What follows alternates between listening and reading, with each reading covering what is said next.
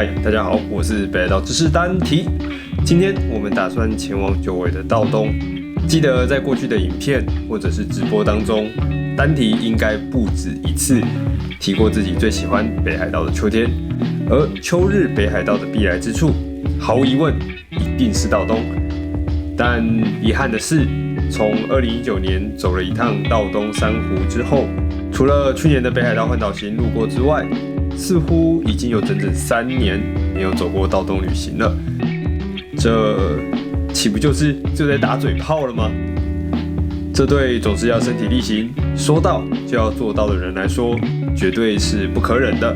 所以趁着今年早秋，结合着对朝圣露营名牌 Snow Peak 位于十胜露营地的向往，单体早早的就计划了这趟南道东露营行，想用此行来感受季节的更迭，并做个夏季的收尾。虽然前面说的一副美好，但现实好像还是有点骨感。露营奇男的称号看来已经撑不住了，天空中也开始飘起绵绵细雨。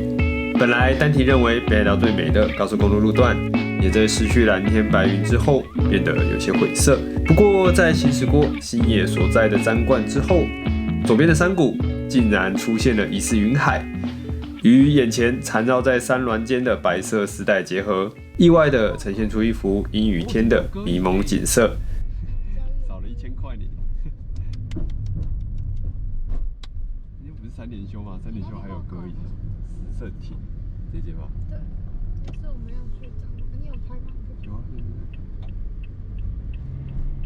早上从巨之安下雨出发，总算到道东这边，虽然没有放晴，但至少没有下雨。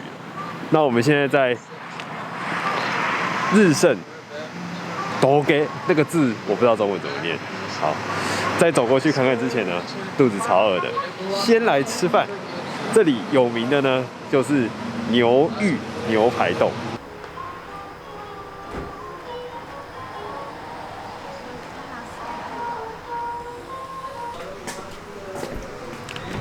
牛他妈冻，全名是牛他妈 Steaky 冻，是十胜清水区域的名产之一。而要成为这一区的特色牛冻，是要符合一些特定条件的。首先，牛排一定是采用十胜本地产的十胜弱牛，且装盘上桌时一定要做成骰子牛肉的形状。再来，酱汁调味的部分与豚冻的酱油味不同，必须要采用当地观光协议会所指定的味噌味才行。鸡蛋的选择也必须是十胜区域产的，并做出味噌味的滑蛋。最后再补上北海道的稻产米以及指定的白色蛋形碗状容器，一碗属于十胜清水的热腾腾牛排担担冻才能够顺利诞生。加一点进去。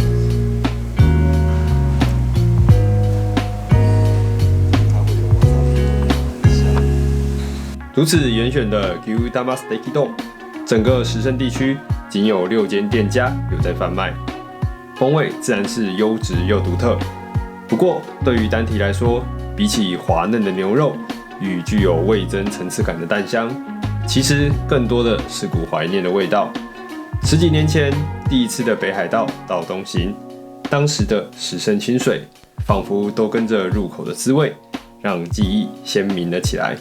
可惜的是，单体记得当时是有8间店在卖 Gyutama Steaky 冻的，如今只剩下了6家。希望这怀念的好味道不会随着时间慢慢消失了。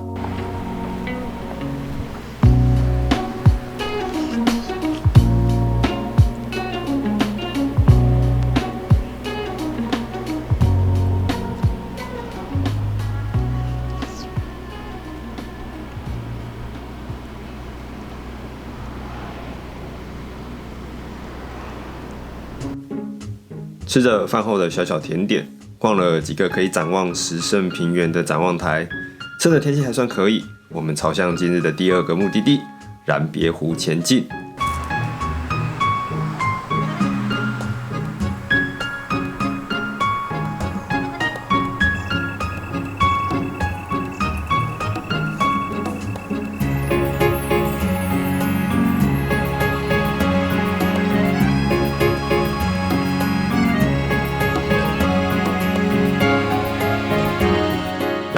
就在我们享受因为阴雨天而特有的迷蒙美景时，我们接到了个噩耗啊！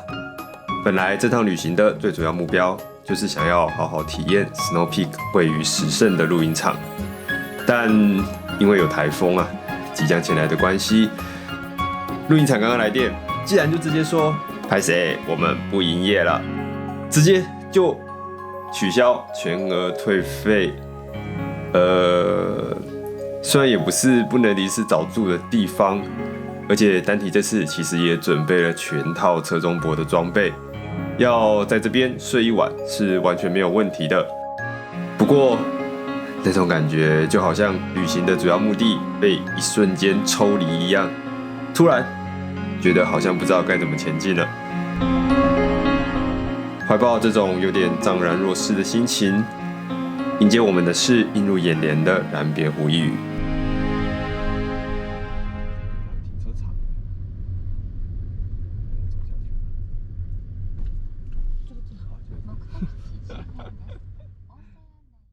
好，在后方就是蓝别湖了。那蓝别湖呢，最有名的一个地方就是这个。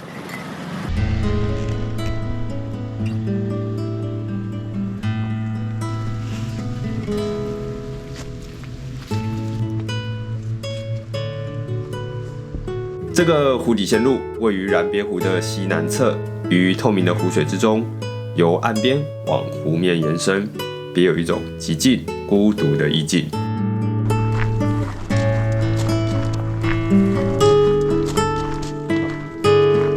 这个就是蓝别湖，北海道蓝别湖最有名的地方。乍看之下，想说这里会如同西藏一般，在这残存的铁轨上，有着属于它的过往故事。但现实并非如此。虽然它有着一股瓦比萨比的气场，但这个线路，说真的，它就单纯只是个线路而已，而且并不是残存的铁轨。眼前看到的就是它完整的模样。用途呢，是在冬天之前要把游览船拉至路上存放所用的类似滑轨的线路。真的是个再单纯不过的工具了呢。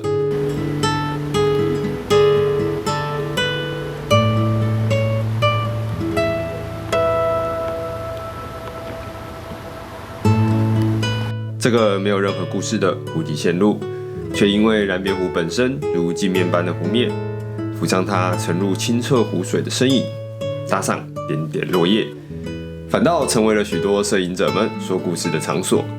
他们用手中的相机，成就了一张张属于自己独一无二的影像，拍着、说着、传播着，又吸引了更多想说自己故事的人前来造访。我想，这真的是摄影不可思议的魔力呢。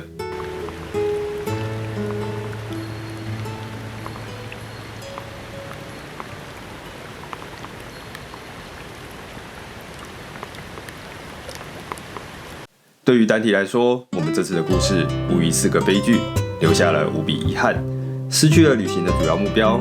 即便是在湖底线路沉浸了一段时间，但仍然还暂时找不到方向。究竟是该离开道东，还是按照原定计划继续行程呢？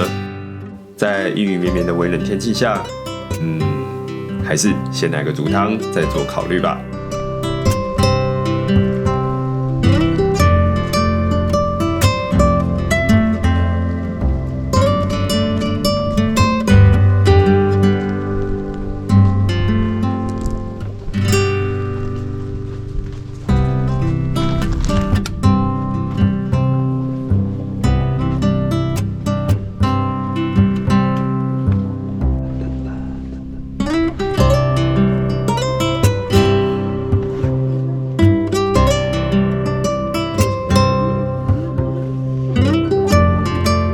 随着身体渐渐暖和，思路也慢慢的清晰起来。虽然已经大老远的来到道东，虽然留下了一堆遗憾，但这就是旅行的醍醐味吧。而且在该放弃的时候，果断放手，也是单体一如既往的个人哲学。于是我们挑选了一间位于札幌，目前是我们最喜爱的拉面店，作为下个目的地。就这样，一日道东，往返500里。终点还是间拉面店的荒谬旅程，好像现在才开始呢。这湖畔感觉还蛮惬意的。好，走吧。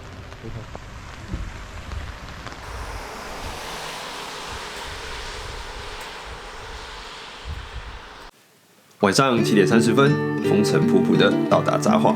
果然，只要有爱，再怎么荒谬也能支撑人走下去。这间寓位于札幌白石区，严格来说，面体不是拉面，而是荞麦面。汤头则是鸡白汤，吃起来调味丰富，但不腻口。汤除了可以混饭吃，还能一口气喝到最后，是丹提近半年来最喜爱的拉面店。不过，也许是受到之前忘记是9州还是本州关于鸡白汤食物中毒的意外影响，现在汤中的鸡肉已经变成叉烧了。虽然整体风味不变，但就稍微的油腻了点。丹提还是相当怀念当初半生鸡肉的那种神奇清爽感。对了，来日本吃拉面，有些拉面店会有自己的规矩，而且通常名店等待的客人都相当的多。记得不要因为拍照或者是摄影而耽误了拉面的美味哦。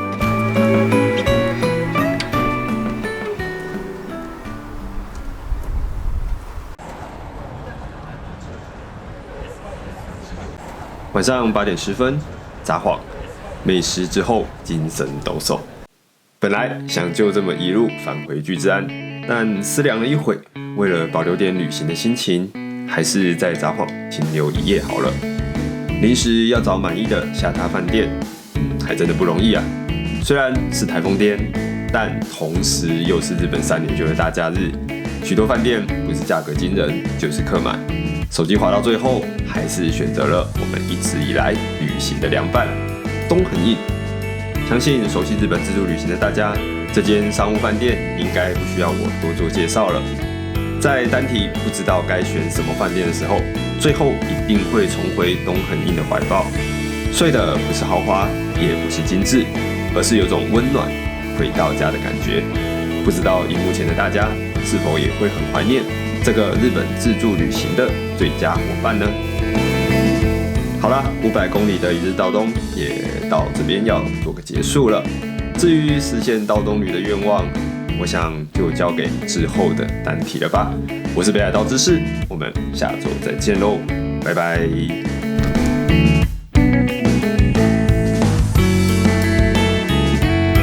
会员宣传时间，点选订阅旁边的加入按钮，就能知道单体会员都在第一前面吗？无论你是喜欢我拍摄的图片，或者是单纯想成为干爹，请喝咖啡，都欢迎点下点击的按钮，关心绝对不会爆炸，只会获得单体满满的感谢。